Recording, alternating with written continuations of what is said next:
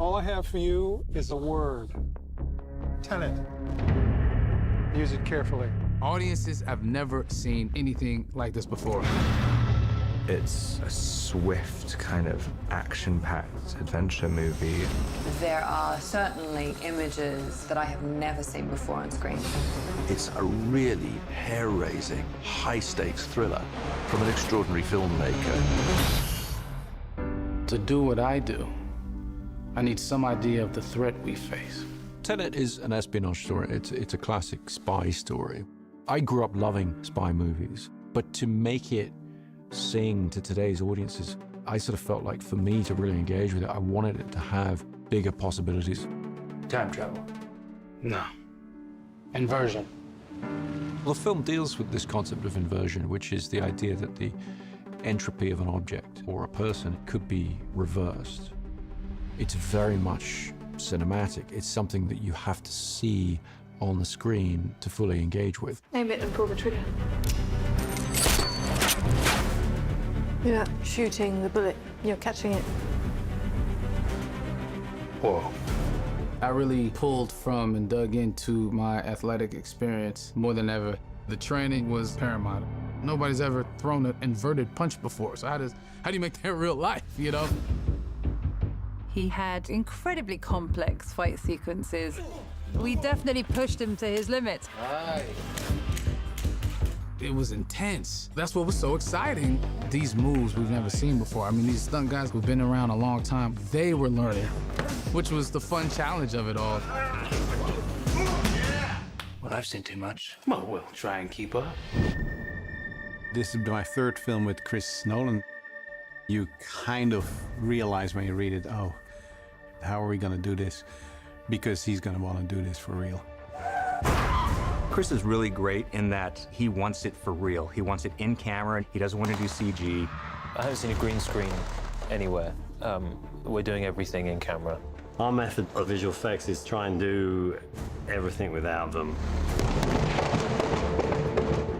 It's almost like documentary-like. It's all practical, it's all there. It just pumps you up to know that. And it's extremely helpful, obviously, on a performance level for the actors. I think the audience is always aware on some level of the difference between things that are animated and something that's been photographed. We always take the approach that if we possibly can, we'd like the actors to be in real environments. Well, I was in. I didn't want any stunt doubles. I wanted to do it for the team because it just benefits the film. Everybody was blown away by John David's enthusiasm. The physicality of that man is, you know, out of this world. If we hadn't had a performer of such skill and energy, those things wouldn't have been possible to do in camera. Chris, after one of the meetings, he was like, it's gonna be hard. He said it just like that. And I laughed, but, you know, months later, yeah, you were right, sir. It was very hard. Chris always sets the tone. He sets the tone for me and for the actors. The actor on a Chris Nolan shoot is very much, you know, it's very much part of a crew. Do you feel the sense that this is someone who's telling the story this way because that's what he passionately believes in? This man, he just stands there. I don't know how he does it. He's right there. His involvement is more than 100%. He really loves it. He can just keep shooting. The rain's coming down. He's like loving it. You lose the right to complain about anything. I mean, it's a good move on his part. It's infectious. You can't help but to want to keep going and give it your all.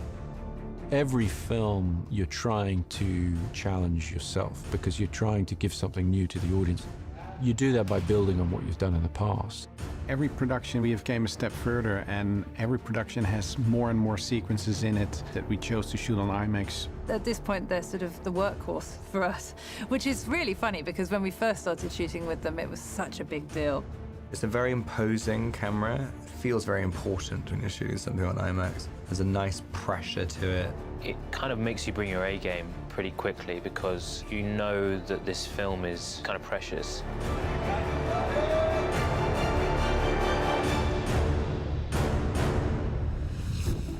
As I understand it, we're trying to prevent World War III. I'm not saying Armageddon here. No. Something worse. The international component to Tenet is very important to the story because it's really about threat to the entire world. Chris always envisioned this film as a sort of globe-trotting action epic, and obviously the best way to do that is to actually travel yourself. It definitely plays into the sort of scope of the film. You know, it enlarges the canvas. We were going places during the busiest times, summer in Amalfi, monsoon season in India. Prep on this film was really complicated because we were based out of LA and making plans for all these huge action set pieces all over the world. We shut down an 8-kilometer freeway for 3 weeks, had hundreds and hundreds of extras and cars and stuntmen driving on it, doing great action. That was a first for me. When will we ever be able to do this in life? You know, to shut down a whole entire freeway. It defined the scale of it. You know, in the end, what you see as an audience is a fragment or is a shot, but you are filming a reality. You know, you want to buy into that reality. So in that way, relocation always helps a lot. To be actually in the thing, to feel the thing physically move around you or feel the boat rock under you, it just obviously organically feeds the truth of a performance. It goes for his sweet spot, which is how do you make great cinema? Not just tell stories in pictures, but how do you make the experience of cinema? Yes, you could recreate India in a soundstage or London in a soundstage, and you're not going to capture the essence or the authenticity. And I think being in those locations, the audience gets to experience that. They're going to see that it's not green screen, and they're going to be amazed by it. You want to crash a plane, but not from the air. That was so dramatic.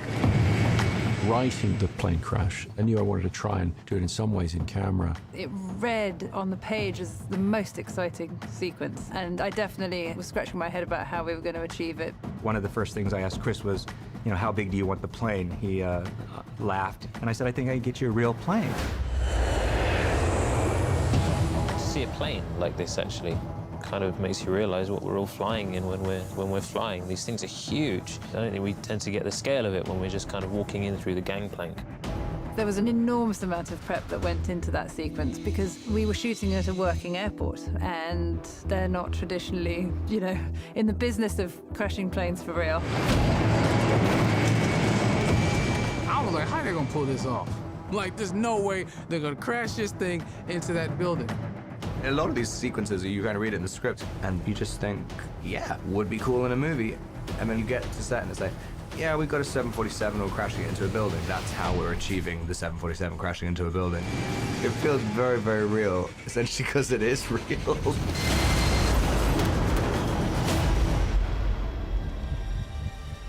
Don't try to understand it. Feel it. With Tenet, I'm hoping to really give the audience a reason for reapproaching action cinema so that they get some of that sense of excitement that I had when I was a kid watching the first spy movies I saw. I'm hoping that this gives people a sort of ultimate cinematic experience. You feel you've been taken through a story, but you also feel you're part of a story.